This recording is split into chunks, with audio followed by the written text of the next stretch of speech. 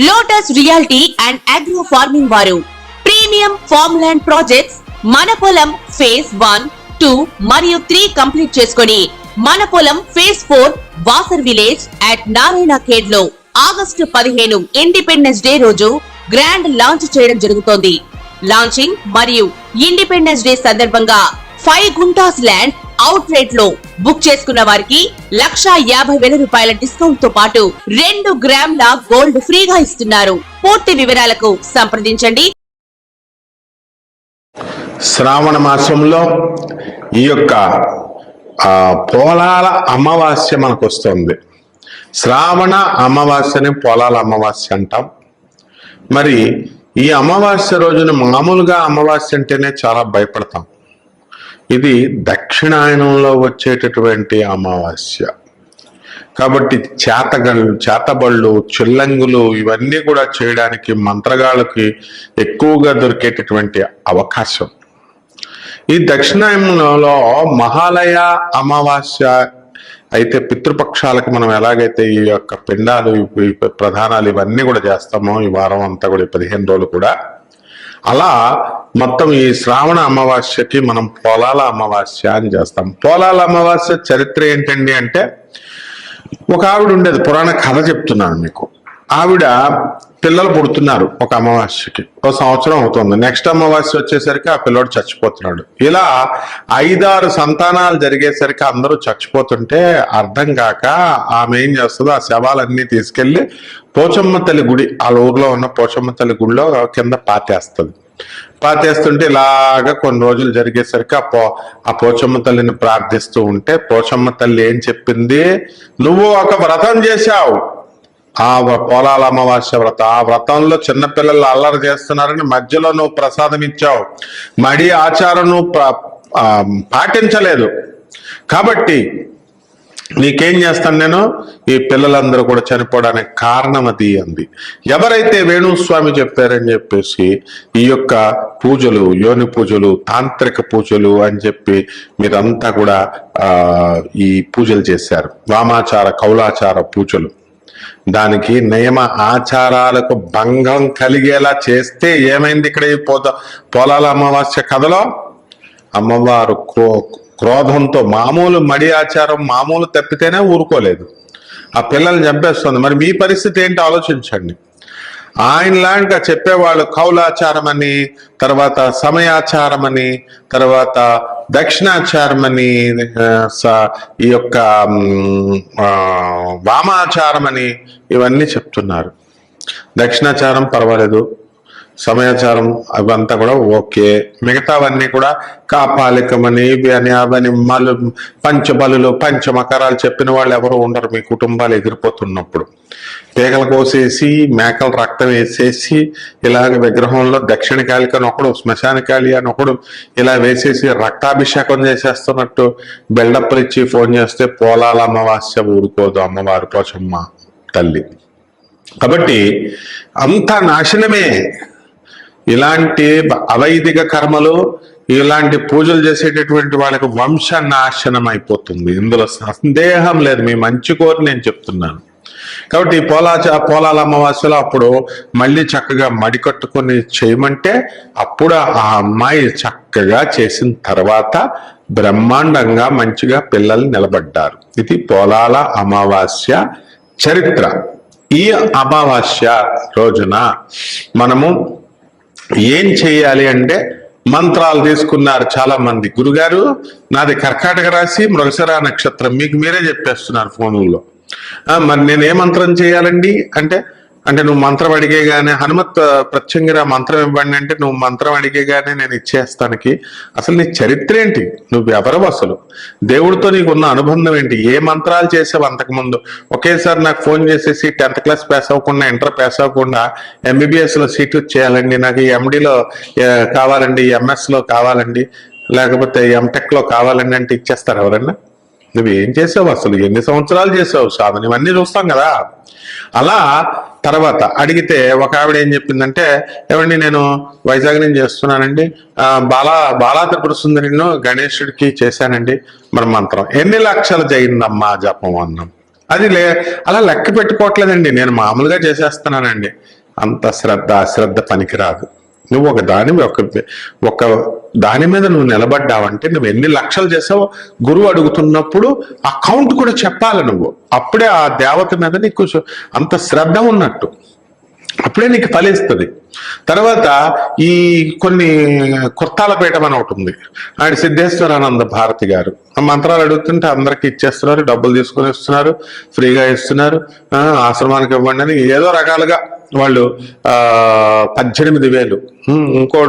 ఇంకోడు ఉన్నాడు, ఎవరు, మధుసూదనాచారి అని చెప్పేసి మంత్రాలు ఇచ్చేస్తాం, తర్వాత మీకు 30,000 ఇవ్వండి, 40,000 ఇవ్వండి. ఇది ఏంటి బిజినెస్సా?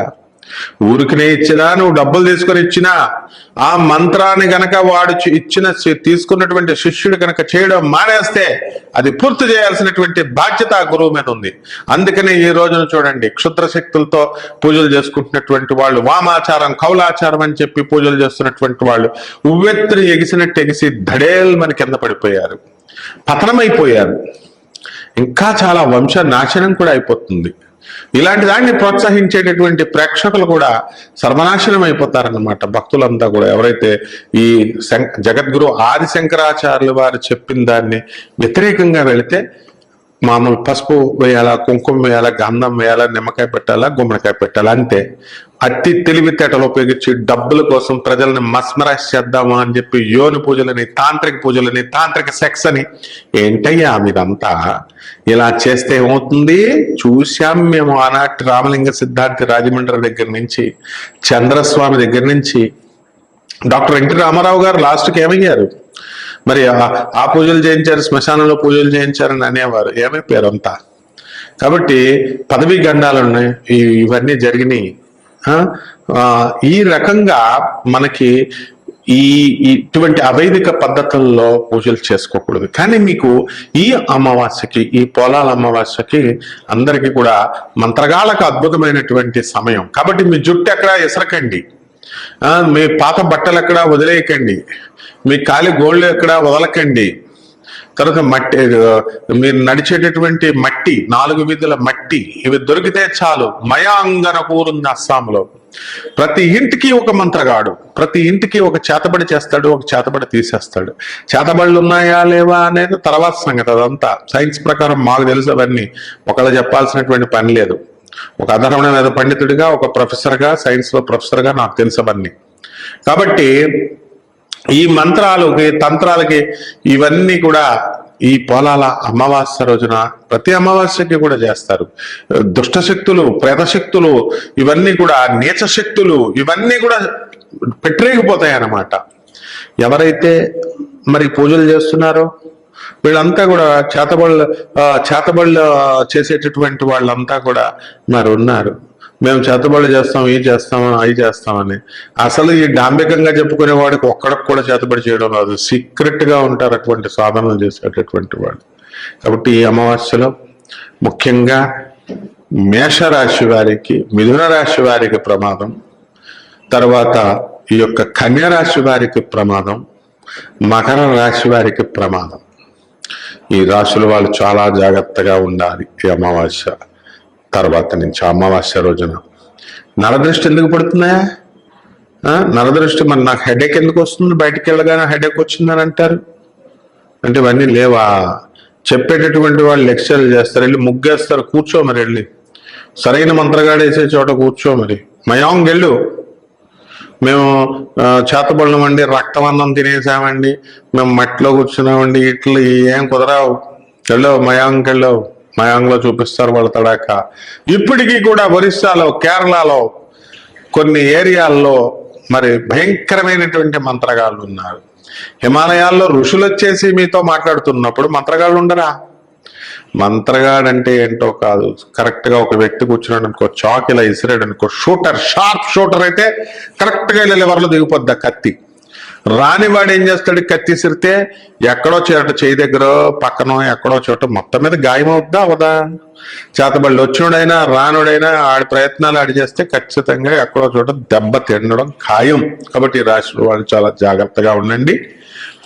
మరి ఈ రాశి వారికి జరిగేటటువంటి ఈ ఫలితాలు ఈ గ్రహాల గోచారం ప్రకారం మనకి మీన రాశిలో రాహు ఉన్నాడు, వృషభ రాశిలో గురుడున్నాడు, కుంభరాశిలో శని వక్రించున్నాడు, రవి బుధులిద్దరూ కలిసి సింహరాశిలో ఉన్నారు, శని శుక్రకేతువులిద్దరూ కూడా కన్యారాశిలో ఉన్నారు, కుజుడు మిథున రాశిలో ఉన్నాడు.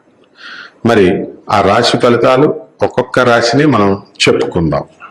వృషభ రాశి, ఈ వృషభ రాశి వారికి ఈ నెలలో మిమ్మల్ని ఒక స్త్రీ పరిచయం అవుతుంది, మీ జీవితం మారిపోతుందంటే మీరు ఎక్కడికో వెళ్ళిపోతారనుకుంటే, నా శిష్యుడు ఒకడు గురువుగారు నాకు పరిచయం అయ్యారండి, పెళ్ళవనేరా నీకు మారిపోతుంది జాతకం అన్నాడు. ఆడేదో ఊహించుకున్నాడు. పెళ్ళం 498A కేసు పెట్టింది, వాడిని వాళ్ళ అమ్మని వాళ్ళ నాన్నని బొక్కలో తోసేసింది. ఇదండి గురువుగారు, అరే మారుతుందని చెప్పాను కానీ నీకు ఇలా ఏదో రకంగా మారుతుంది, పాజిటివ్ నెగిటివ్. ఇదే పరిస్థితి ఇప్పుడు వృషభ రాశికి వచ్చింది. ఆలోచించుకోండి ఎలా మారుతారో ఆ స్త్రీ పరిచయం అవడం వల్ల. పరిచయం అయితే తథ్యం, రోజు ఫోన్లు చేస్తుంది. మరి ఫోన్లు చేస్తున్నప్పుడు మరి పెళ్ళాలకు తెలియకుండా దొంగతనంగా ఫోన్లు మాట్లాడడం కాదు, పెళ్ళం ఉండగా చేసేస్తుంది, పొద్దున్నే తెల్లవారుజామునే ఫోన్ చేసేస్తుంది. కాబట్టి ఆడవాళ్ళ జోలికి వెళ్ళకండి. నవీన్ అన్న శిష్యుడున్నాడు, గట్కేసర్ పోలీస్ స్టేషన్ లో కేసు అయింది. సిఎంఆర్ కాలేజ్ నాగజ్యోతి కేసు అంటే ఓపెన్ చేస్తే మొత్తం వచ్చేస్తుంది మీకు. ఆ కేసులో మరి అప్పుడు వెళ్ళిపోయి ఇరుక్కుపోయాడు, వాడిని బయటకు తీసుకురావడానికి చాలా ఇబ్బందుల పాలయ్యాడు. మరి అటువంటి వాడు ఇప్పుడు అమ్మాయిని చూడరా అంటే చూడ్డు, ఆఫీసులో వచ్చి ఆడవాళ్ళు టిఫిన్ బాక్స్ లో తింటుంటే అటు తిరిగి చూస్తాడు. అంటే ఎందువలన? అనుభవం. అటువంటి అనుభవం ఈ వృషభ రాశి వారికి వస్తుంది. ఇప్పుడు ఒకటి, రైతులు కూడా బ్రహ్మాండమైన పంట పండిస్తారు, రైతులు ఖరీదైనటువంటి వస్తువులు కొంటారు, నూతనంగా ఇళ్ళు కొంటారు, స్థలాలు కొంటారు, పెద్ద అద్దెకు ఉన్నటువంటి వాళ్ళు పెద్ద ఇళ్లలోకి వెళ్ళిపోతారు. కెమెరామెన్లకి పెళ్లి కానిటువంటి ప్రసాదులు ఎవరైతే ఉన్నారో వాళ్ళందరికీ కూడా పెళ్లిళ్ళు అయిపోతాయి. మరి ఎడిటర్లకి పెళ్లిళ్ళు అయిపోతాయి. సినిమా ఫీల్డ్ లో ఉన్నటువంటి వాళ్ళందరికీ కూడా సినిమాలు హిట్ అవుతాయి. సినీ సంగీత సాహిత్య రంగాలలో ఉన్న వాళ్ళందరికీ కూడా సన్మానాలు, ప్రేమ వ్యవహారాలు అన్నీ కూడా బ్రహ్మాండంగా సాగిపోతాయి. కాబట్టి ఈ యొక్క వృషభ రాశి వారి విద్యార్థులు బాగా చదవండి.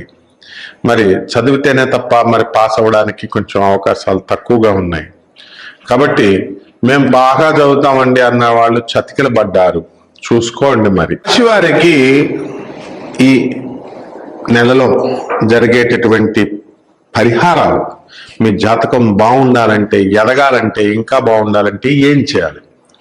ఇప్పుడు మనకి వెన్నను తీసుకొచ్చి శ్రీకృష్ణ పరమాత్మ ముందు నైవేద్యం పెట్టాలి. ప్రతి గురువారం కూడా అటుకులు తీసుకొచ్చి శ్రీకృష్ణ పరమాత్మకి మీరు నైవేద్యం పెట్టాలి. ఇది మీరు చేయాల్సినటువంటిది బుధవారం నాడు చేయాలి. ఇకపోతే రెండవది, తెల్ల జిల్లేడు చుట్టూ దానికి నీళ్ళు వేసుకుంటూ తెల్ల జిల్లేడు చుట్టూ ప్రదక్షిణలు చేయండి. తర్వాత ఆ తెల్ల జిల్లేడు చెట్టుకి ఆ పువ్వులవన్నీ కోసి ఈశ్వరుడికి కానీ ఆంజనేయ స్వామి వారికి కానీ దానిపైన వెయ్యాలి. ఇది రెండవ రెమెడీ. మూడవ రెమెడీ వచ్చేసరికి రావి చెట్టు క్రింద కూర్చోవాలి, దానికి నీళ్లు పోసి ఒక్కొక్క మంత్రాన్ని మీరు ఏ దేవుడిని అయితే తీసుకున్నారో, ఏ మంత్రాన్ని అయితే తీసుకున్నారో దాన్ని 10,000 సార్లు జపం చేయాలి. ఆ తర్వాత ఈ జపం తర్వాత పసుపు కుంకుమ అక్కడ వేసి దీపం వెలిగించి ఆ ప్రదక్షిణలు మీరు ఎంత ప్రదక్షిణలు చేయాలా? 108 ప్రదక్షిణలు చేయాలా. 108 ప్రదక్షిణలు చేసి పంచదార కానీ బెల్లం ముక్క కానీ ఏదో ఒకటి నివేదన చేసి, ఇది మూడో రెమెడీ. నాలుగో రెమెడీ వచ్చేసరికి వినాయక చవితి మనకు వచ్చింది. ఈ వినాయక చవితి గణేష్ మహారాజుకి మీరు పూజలు చేసుకోవాలా సోమవారం నాడు. ఎన్ని సోమవారాలు వస్తే అన్ని సోమవారాలు కూడా మరి మోదకాలు తయారు చేయండి. అంటే ఈ యొక్క ఉండ్రాళ్ళు తయారు చేసా 21 ఉండలు, ఈ యొక్క ఉండ్రాళ్ళు అక్కడ స్వామివారికి నైవేద్యం పెట్టాలి. తర్వాత కాకులకి మీరు ఈ వండ్రాళ్ళని నివేదన చేయాలి, అంటే కాకులకి తినిపించాలి. ఇవి అక్కడ పెట్టేసి ఉంచితే కాకులు తింటాయి. అప్పుడు మీ యొక్క శని దోషం పోతుంది రాశి వారికి. అలాగే ఈ నవగ్రహాల చుట్టూ తిరగాలి. నవగ్రహాల చుట్టూ తిరుగుతూ మరి మీరేం చేయాలా?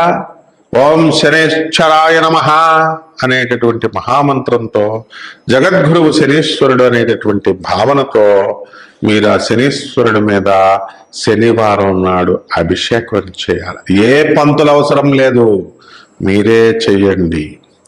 అలాగే ఈ యాంత్రికంగా లేదా ఏదో సరదాగా గుడికి వెళ్ళినట్టు వెళితే నవగ్రహాలు పట్టేసుకుంటాయి మిమ్మల్ని. ఎక్స్కర్షన్ కాదు ఇది, హనీమూన్ కాదు ఇది. నవగ్రహాలతో శని అభిషేకం చేసిన తర్వాత కాళ్ళు కడుక్కోమని చెప్తున్నారు పంతుళ్ళు. వాళ్ళని పట్టుకోదు, మిమ్మల్ని పట్టుకుంటది శనీశ్వరుడు. శనీశ్వరుడు ఒక్కసారి పట్టుకుంటే చాలు, పెళ్ళాం వదిలేస్తుంది.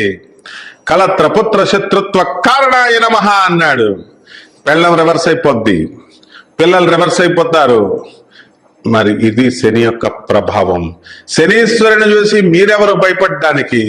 సకల దేవతలు పారిపోతారు భయపడి శనీశ్వరుడు వస్తుంటే. విష్ణుమూర్తి చెట్టు చాటును దాక్కున్నాడు, శివుడు త్వరలో దాక్కున్నాడు, బ్రహ్మదేవుడు ఎక్కడో చెరువు పక్కన దాక్కున్నాడు. ఇంద్రాది ఇటువంటి చిన్న చిన్న దేవతలంతా కూడా పారిపోతారు, అష్టదిక్పాలకులు, మిగతా గ్రహాలన్నీ. అది జగద్గురు అయినటువంటి శనీశ్వరుడు మహిమ. ఎవరినైతే శనీశ్వరుడు అనుగ్రహిస్తాడో వాళ్ళు అపార కుబేరులు అవుతారు. Food fats fertilizer Sushil Goenka managing director. ఉదాహరణ గూగుల్ చేసుకోండి, చూసుకోండి. నా ఫ్రెండ్ అతను, ముఖేష్ అంబానీ కజిన్ అతను. తౌడు ఫ్యాక్టరీ రన్ చేసి ఆ స్థాయి నుంచి ఏ స్థాయికి వెళ్ళిపోయాడు. ఇలా ప్రమాణాలు చెప్పమనండి ఎవరైతే చెప్తారో శనీశ్వరుడి గురించి. నీళ్లు కడుక్కోవాలా, బట్టలు వదిలేయాలా, స్నానం చేసేసి ఆ బట్టలు అక్కడ వదిలేయాలా? శనీశ్వరుడు అంటరానోడు అనుకుంటున్నారా మీరు? ఎవరు వాళ్ళు చెప్పింది? శనీశ్వరుడు నవగ్రహాలు గరికపాటి నరసింహారావు గారు చెప్తారు. శ్రీ వెంకటేశ్వర స్వామి సుప్రభాతంలో చెప్పారు. మరి వీళ్ళంతా కొబ్బరి చిప్పల కోసం అడుక్కునే వాళ్ళు వెంకటేశ్వర స్వామి టెంపుల్ దగ్గర అని చెప్పారు. ఆయన ఎంత మంచి ఉద్దేశంతో చెప్పారు? మీరు నవగ్రహాల కోసం డబ్బులు పాడు చేసుకోవద్దు అన్న ఉద్దేశంతో చెప్పారు.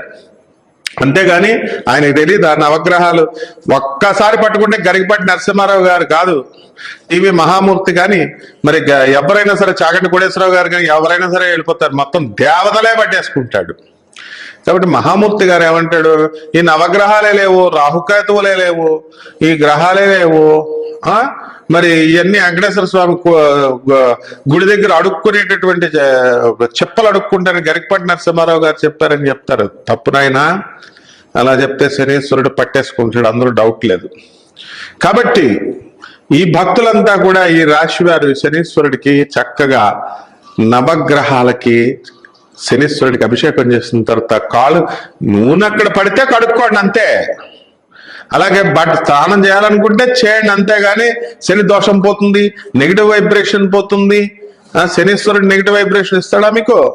మీరు నెగిటివ్ వైబ్రేషన్ ఉంటే శనీశ్వరుడికి అభిషేకం చేసిన వెంటనే అక్కడ పోయిందంతే.